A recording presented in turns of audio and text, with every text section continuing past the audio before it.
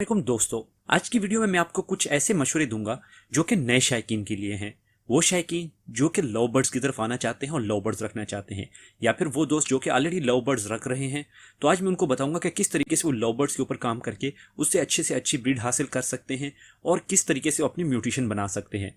क्योंकि अगर हम सस्ते से सस्ता बर्ड भी खरीदें तो उसे भी हम म्यूटेशन में इस्तेमाल कर सकते हैं। आज की वीडियो में आपको कुछ ऐसी चीज़ें बताऊंगा जिसके ऊपर अगर आप अमल करते हैं तो इंशाल्लाह आने वाले कुछ अरसे में आपके पास अच्छे खासे बर्ड्स होंगे जो कि आपको बहुत ही अच्छा फायदा देंगे। तो आज की वीडियो में हम इन तमाम चीज़ों को डिस्कस करेंगे, मगर वीडियो की तरफ जाने से पहले जिन दोस्तों ने अभी तक हमारे चैनल को सब्सक्राइब नहीं किया है वो हमारे चैनल को सब्सक्राइब करके बेल का बटन दबा लें ताकि उन्हें आने वाली हर वीडियो की नोटिफिकेशन मिल सके।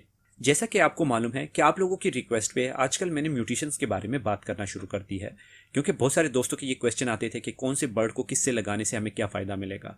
और अक्सर औकात आपने देखा होगा कि जब कभी भी कोई बर्ड्स अगर कोई ख़रीदता है तो लोग उन्हें बताते हैं कि ये फ़लाँ बर्ड का स्प्लिट है और इसे फ़लाँ बर्ड के साथ लगाने के साथ आपको ये रिजल्ट मिलेगा। मगर अक्सर औकात ऐसा होता है कि वो तमाम की तमाम बातें गलत होती हैं। जो बंदा बर्ड्स की म्यूटेशन के बारे में नहीं जानता है और वो म्यूटेशन के ऊपर काम करना चाहता है तो उसके लिए ये बहुत ही मुश्किल होता है कि किसी के मशवरे पे बर्ड्स ले और उसको जो है आपस में लगाएं और फिर उससे ब्रीड ले। एक बात मैं आपको बताता चलूँ कि जो सबसे अच्छी चीज़ है वो ये है कि आप खुद इल्म हासिल करें, म्यूटेशन के बारे में आप खुद समझें, खुद समझने की कोशिश करें। किसी भी किस्म का क्वेश्चन हो तो बहुत सारे ऐसे यूट्यूबर्स हैं जो कि आपको यूट्यूब के ऊपर बताते हैं, बहुत सारी ऐसी वेबसाइट्स हैं जो कि आपको बताती हैं, तो आप क्वेश्चन पूछ सकते हैं। म्यूटेशन बहुत ही आसान टॉपिक है। 4 टाइप की टोटल म्यूटेशन होती हैं। अगर आप उनकी बेसिक समझ जाएं तो बाकी समझना आपको बहुत ही आसान हो जाएगा। और मैंने बहुत ही आसान लफ्ज़ों में आप दोस्तों को समझाने की कोशिश की है। बहुत सारे लोग ऐसे हैं जो कि अभी भी इस वीडियो के ऊपर कमेंट करते हैं और ये कहते हैं कि आप सिर्फ और सिर्फ ये बता दिया करें कि फ़लाँ बर्ड्स के साथ लगने से फ़लाँ बर्ड्स का बच्चा पैदा होगा। मेरी एक बात है, अगर मैं मिसाल के तौर पे आपको भी ऐसे ही बताऊं कि अगर आप इन 2 बर्ड्स को लगाते हैं तो आपके पास ये रिजल्ट आएगा, अगर आपको पता ही ना हो कि ये रिजल्ट कैसे आएगा तो मेरे ख्याल में आपके जो इल्म होगा वो नाकिस इल्म होगा। यानी कि आपको हर वक्त जो है किसी न किसी ऐसे बंदे की ज़रूरत होगी जो कि आपको ट्रेन कर सके, जो कि आपको बता सके कि कौन से बर्ड्स लगाने से क्या होता है। क्योंकि अगर आपका अपना कंसेप्ट क्लियर नहीं है तो आप कभी भी इस चीज़ के ऊपर अमल नहीं कर सकते हैं और आप इससे अच्छा फ़ायदा नहीं हासिल कर सकते हैं। अगर कोई भाई ये कहना चाहता है कि मैं सिर्फ और सिर्फ ऐसे वीडियो बनाऊं कि जिससे मुझे पता लगे कि 2 बर्ड्स को आपस में लगाऊं तो उनमें से जो बच्चे निकलें सिर्फ उसके बारे में बताऊं, तो वो आप जाके जेनेटिक्स कैलकुलेटर के ऊपर भी सर्च कर सकते हैं, जिसमें अगर आप 2 बर्ड्स की कलेक्शन करते हैं तो आपको खुद ब खुद ही बता देता है कि इन बर्ड्स की जो आपने पेयरिंग की है इसमें से किस टाइप के बच्चे आने वाले हैं।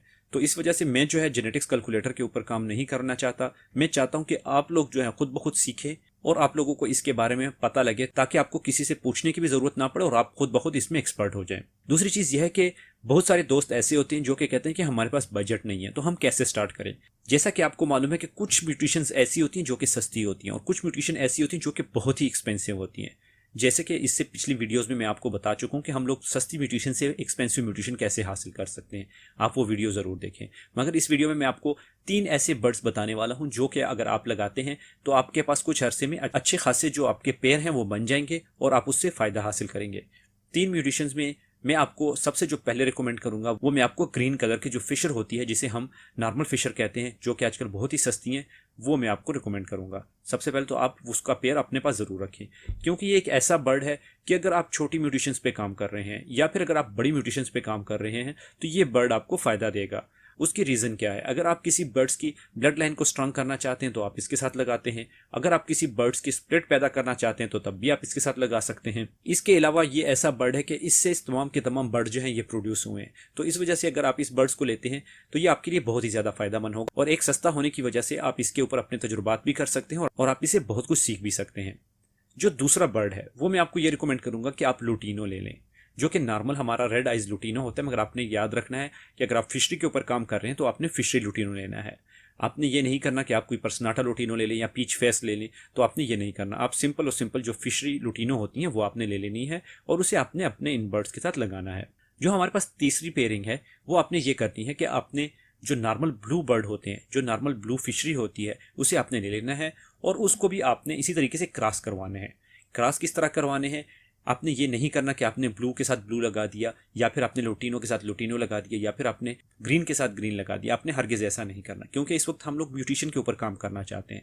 आपने ये करना है कि आपने इनकी क्रॉस ब्रीड करनी है, यानी कि ब्लू के साथ आप लुटीनो को भी लगा सकते हैं, ब्लू के साथ आप फिशरी को भी लगा सकते हैं, ताकि आप उनसे ज़्यादा से ज़्यादा स्प्लिट हासिल करें। अगर आप लुटीनो के साथ फिशरी को लगाएंगे तो उससे ये फ़ायदा होगा कि आपके पास जो स्प्लिट आएंगे वो इनो के स्प्लिट होंगे और साथ ही साथ अगर आप उसको फिर ब्लू के साथ लगाते हैं तो आपके पास ओरिजिनल जो फिशरी की अल्बाइनो है वो आ जाएगी। हमेशा याद रखें कि जो नॉर्मल अल्बाइनो आप मार्केट से लेते हैं वो जो होती है उसमें बहुत सारी ऐसे बर्ड्स होते हैं जो कि फिशरी नहीं होती, वो ज़्यादातर पर्सनाटा पाई जाती हैं। पाकिस्तान में इसके ऊपर काम नहीं किया गया है, इस वजह से पाकिस्तान में जो फिशरी बर्ड्स हैं वो बहुत ही कम आपको मिलते हैं। तो आपने क्या करना है कि आपने खुद ही अल्बाइनो प्रोड्यूस करनी है। देखिए अल्बाइनो भी इतनी एक्सपेंसिव म्यूटेशन नहीं है, इसी वजह से मैंने आपको नहीं कहा कि आप भी अल्बाइनो को भी खरीदें। मैंने जो आपको 3 रिकमेंडेशन दी हैं उसमें अल्बाइनो का जिक्र नहीं था, क्योंकि अल्बाइनो उन्हीं तीनों में से आप खुद प्रोड्यूस कर सकते हैं। अगर आप चाहते हैं कि किस तरह प्रोड्यूस करनी है तो आप राइट हैंड कॉर्नर के ऊपर क्लिक करके वहाँ से उस वीडियो को भी देख सकते हैं। उसमें मैंने बहुत ही तफसील के साथ समझाया है कि किस तरीके से हम एक अल्बाइनो फिशरी को प्रोड्यूस करते हैं। अभी आपके पास जो है मुख्तलिफ किस्म के क्रॉस आ गए हैं। इन क्रॉस को जब कभी भी आपके पास पैसे आएंगे तो आप एक बर्ड्स अच्छा ले लें और इनके साथ लगा लें, उससे आपको जो है मुख्तलिफ किस्म की और म्यूटेशंस जो हैं वो आपके पास पैदा होना शुरू हो जाएंगी। मैं आपको ये रिकमेंड करूंगा कि हमेशा आप कोशिश किया करें, जैसा कि मिसाल के तौर पे ऑफलाइन हो गया, अगर ऑफलाइन बर्ड्स के अंदर आप आगे तक काम करना चाहते हैं तो जब आपके पास ये बर्ड्स आ जाए तो आप ऑफलाइन एक का मेल ले लें। याद रखें कि ऑफलाइन की कोशिश क्या करें कि मेल लें, फीमेल ना लें, क्योंकि फीमेल के अंदर एक ही क्रोमोसोम्स होता है जो कि अपनी ब्लड लाइन को कैरी कर रहा होता है, जबकि मेल जो होता है उसके अंदर दोनों क्रोमोसोम्स होते हैं और वो दोनों कैरी कर रहे होते हैं, क्योंकि वो सेक्स लिंक म्यूटेशन है और सेक्स लिंक में फीमेल जो होती है वो स्प्लिट नहीं होती है। तो इस वजह से अगर आप मेल लेते हैं तो उससे जो बच्चे आएंगे, अगर आप उसे किसी भी बर्ड के साथ लगाते हैं तो उससे जो बच्चे आएंगे तो तमाम के तमाम आपके पास स्प्लिट आएंगे और फिर आप उसको आगे यूज़ कर सकते हैं। इसके बारे में तफसीलन वीडियोस जो हैं वो ऑलरेडी मैं बनाने वाला हूं, उसको मैंने प्लान में अपने रखा हुआ है, मगर यहाँ पे मैं सिर्फ आपको आइडिया देना चाहता हूँ। इसके अलावा जैसा कि मैंने आपको बताया कि आपने सस्ती म्यूटेशंस के ऊपर काम शुरू कर दिया, उसके बाद आपने क्या करना है कि आपने इन बर्ड्स के ऊपर मेहनत भी करनी है और आपने सीखना है, आपने देखना है कि लव बर्ड्स को कैसे पालते हैं, इनसे ब्रीड कैसे लेते हैं, इनसे अगर आप ब्रीड लेना चाहते हैं तो इनकी एज की आपने केयर करनी है। कम से कम आपके पास जो बर्ड हो वो 1 साल के ऊपर होना चाहिए। अगर आप ऐसे करते हैं कि 8 महीने या 9 महीने के बर्ड्स को पेयरिंग पे लगा देते हैं तो वो उम्मीद है कि वो भी आपके पास ब्रीड कर देगा, मगर वो उतनी अच्छी ब्रीड नहीं करेगा। हमें अगर ब्रीड लेनी है अच्छी से अच्छी तो जितना जवान बर्ड होगा उतना ही बेहतर होगा। अगर उसकी एज 1 साल से 1.5 साल के तक हो तो और भी ज़्यादा बेहतर है, क्यों वो मेच्योर हो जाते हैं, वो अपने बच्चों को अच्छी तरीके से फीड करवाते हैं, उनकी जो कुव्वत मुदाफ़ियत होती है वो बढ़ जाती है और आपके बर्ड जो होते हैं वो स्ट्रांग हो जाते हैं। तो ये चीज़ें आपने थोड़ी सी अपने जहन में रखनी है कि अगर आप म्यूटेशन के ऊपर काम करते हैं तो आपने फिर लालच नहीं करनी और आपने बर्ड्स को टाइम देना है। इसके अलावा जो नेक्स्ट चीज़ है वो ये है कि अगर आप एक्सपेंसिव बर्ड्स खरीदते हैं तो उससे पहले पहले आपने ये करना है कि आपने अपने केजेस बराबर कर लेने हैं। केजेस क्यों बराबर करने हैं उसका रीज़न ये है कि देखिए अगर आपके पास सस्ते बर्ड हों या फिर एक्सपेंसिव बर्ड हों, आप उन्हें केज के अंदर तो ज़रूर रखेंगे, ऐसा तो नहीं हो सकता कि आप उन्हें केज के अंदर ना रखें। और दूसरा ये होता है कि अगर आप छोटे बर्ड्स खरीदते हैं या फिर सस्ते बर्ड खरीदते हैं तो उन्हें आप यूज़ करके आगे जाके अच्छे बर्ड्स के साथ लगा के उनसे अच्छे बर्ड्स प्रोड्यूस करेंगे। मगर जो केजेस होंगे आप ऐसे नहीं कर सकते कि आप सस्ते केजेस खरीद लें और साल बाद फिर आप दोबारा जो है नए केजेस खरीदें, क्योंकि जो हमारे केजेस होते हैं ये अक्सर ज़्यादा वक्त के लिए होते हैं, जिससे हम 6, 7, 8 और 10 साल तक भी यूज़ करते हैं और उससे ज़्यादा भी ऐसा होता है कि कई लोग इसे यूज़ करते हैं। तो आपने क्या करना है कि केजेस आप कोशिश करें कि स्टार्टिंग से ही अच्छे केजेस लें ताकि आपको बार बार चेंज करने की ज़रूरत ना पड़े। अगर आपका ब्रीडिंग सीजन चल रहा हो तो उस वक्त तो मैं आपको रिकमेंड नहीं करूँगा कि आप केजेस को चेंज करें। अलबत्ता यह है कि जो बर्ड्स ब्रीड से फारिग हो जाते हैं तो आप उसकी केजेस को चेंज कर सकते हैं।